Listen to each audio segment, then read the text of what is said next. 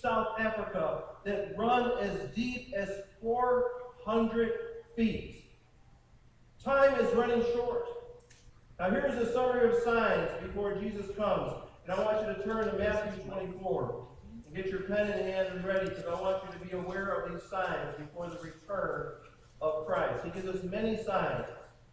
Matthew 24, beginning at verse 36. No one knows about the day or the hour, not even the angels in heaven nor the Son, but only the Father. As it was in the days of Noah, so will be the coming of the Son of Man. For in the days before the flood, people were eating and drinking, marrying and giving in marriage, up to the day Noah entered the ark. People were living their lives at that time, as we are today, that we had no fear and everything's going to be fine, even though danger was all around us, as they were in the time of Noah. They mocked Noah's family until the rain came, and then they all wanted to get into the ark. Be aware of watching the weather patterns. Be aware of the wars that are happening across the globe. Go back to verse 7 of chapter 24 with me. Read here. Nation will rise against nation, and kingdom against kingdom. There will be famines and earthquakes in various places. Then Luke 21:11 says there will be great earthquakes, famines, and pestilences, which are diseases in various places, and fearful events, and great signs from heaven. But go to Matthew 24, verse 4, because I want to talk to you about how deception will increase. Deception will increase. Matthew 24, verse 4, Jesus says this, watch out that no one deceives you. For many will come in my name, proclaiming I am the Christ, and will deceive many. Jump down to verse 11. And many false prophets will appear and deceive many people. Jump down to 14. And the gospel of the kingdom will be preached in the whole world as a testimony to all nations, and then the end will come. And then finally go to verse 24. For false Christs and false prophets will appear and perform great signs and miracles to deceive even the elect, if that were possible. Here's what more Jesus warned us about. Just like in the days of Noah, people are going to be ignoring the times. Ethnic groups are rising against each other for ethnic cleansing. Kingdoms are rising against each other. There's many famines, earthquakes, and earthquakes are causing tsunamis to come to destroy people's lives.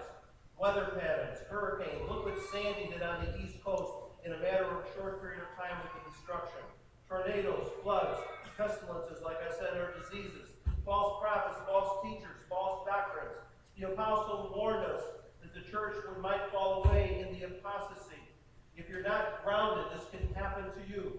In 1 Timothy chapter 4, verse 1, it says, the Spirit clearly says, in latter times, some will abandon the faith and follow deceiving spirits and things taught by demons.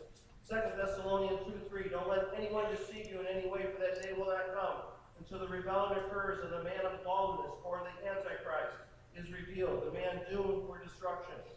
We're also facing perilous times, ungodly days, unholy days, kind of the day we live in. Anything goes as long as you don't hurt me. 2 Timothy 3, there will be terrible times in these last days. People will be lovers of themselves, lovers of money, boastful, proud, abusive, disobedient to their parents, ungrateful, unholy, without love, unforgiving, slanderous, without self-control, brutal, not lovers of God, treacherous, rash, conceited, lovers of pleasure rather than lovers of God. You see what's happening today. Listen carefully what's happening today. Our world is calling evil good and good evil. Isaiah 5 says, woe to those who call evil good and good evil, who put darkness for light and light for darkness, who put bitter for sweet and sweet for bitter. Some churches, I'm going to tell you, some churches in our nation are going to start watering down the gospel. 2 Timothy chapter 4, the time will come when men will not put up with sound doctrine. Instead, to suit their own desires, they will gather around them a great number of teachers to say what their itching ears want to hear. They will turn their ears away from the truth and turn aside to myths. What happens to a people group? What happens to a nation who abandons Israel? Genesis 12:13. God gave this covenant to Abraham. I will bless those that bless you, and whoever curses you, I will curse. If the United States backs away from Israel, God is going to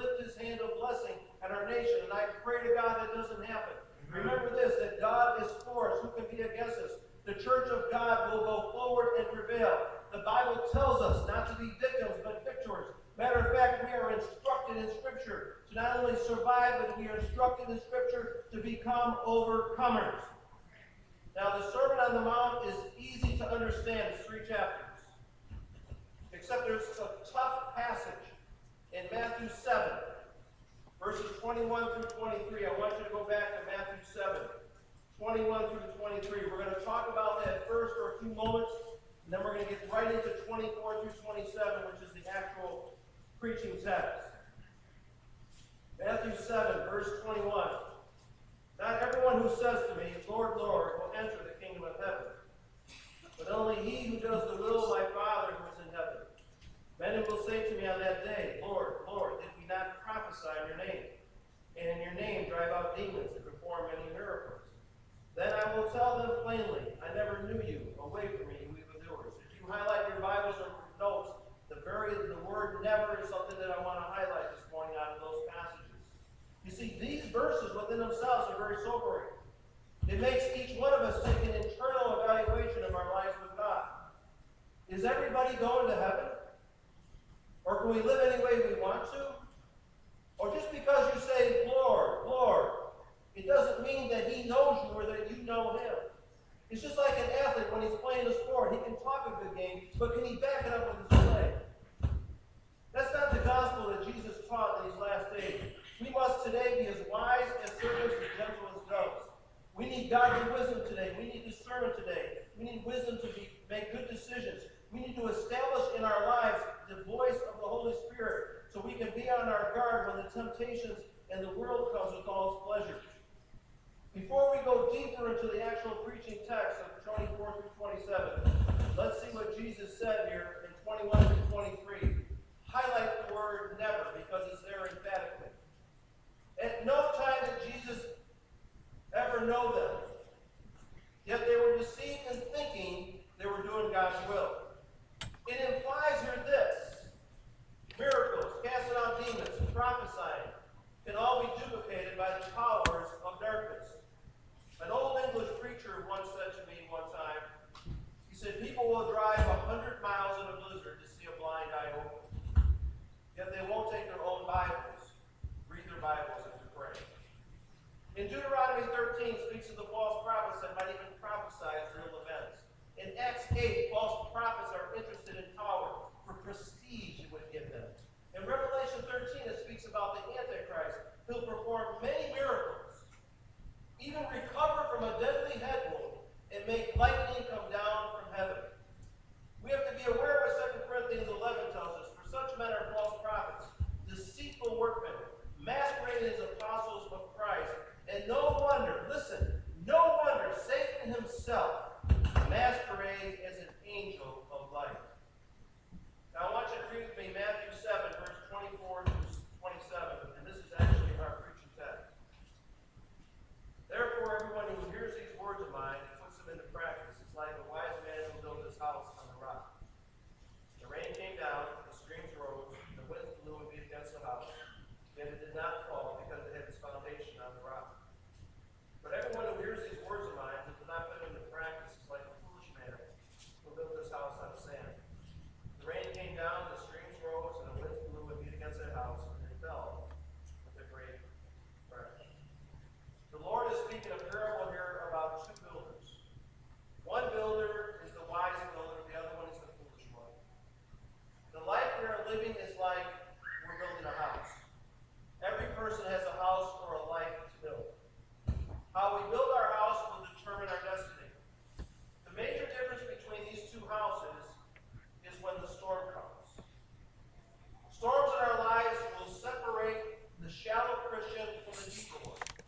A storm symbolizes to me the pressures of life, a sickness, a loss of job, a failure, any type of thing that's happened to us that's negative. Both houses in this story externally look the same. Nice materials, look well built, looks good to the eye, but inwardly are very different. You can't see either house's foundation because it is hidden. It's either you're living on sand or you're living on the rock.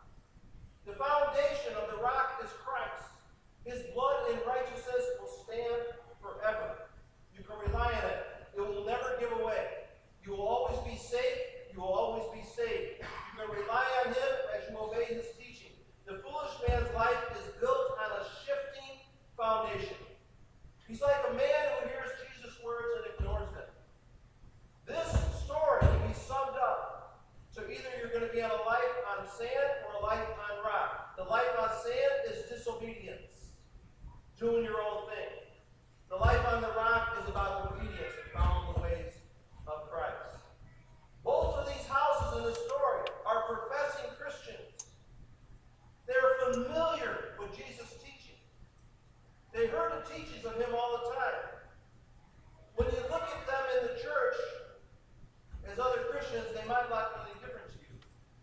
talk like Christians, they behave like Christians. But this is where the verses of 7, 21, and 23 come in. There's only two ways for us to live in this life, either on sand or on the rock. Living on the rock is a person that's filled with the presence of God in him. Loves to pray, reads his Bible, goes to church, serves others, makes decisions, get this, makes decisions according to the Bible about his life. The Bible says that the rain in our lives is going to fall on the just and the unjust. Trouble's going to come to you even if you're a Christian or not. But it's all about how you and I respond to the storms in our life that makes a difference. In Jesus' closing words on the Sermon on the Mount, he answers what a life looks like is on sand or a rock foundation. Let me talk to you about what a life looks like on sand for a moment, as this illustration. In California, between Tijuana and San Diego, there is a beach called Emperor Beach. It's in a small town. Their numbers grow daily, but their numbers really explode on the 4th of July because what they have there is they have a sandcastle competition. During that time of the 4th of July weekend, there's over 300,000 people come to this. They come to see people make these awesome sandcastles and different images in the sand. Some of these sandcastles are incredible. They go 10 feet high and require 3,500 tons of buckets of sand. And this type of project takes tons of sand and water. Some are so big that you can actually walk through some of them. They start judging all these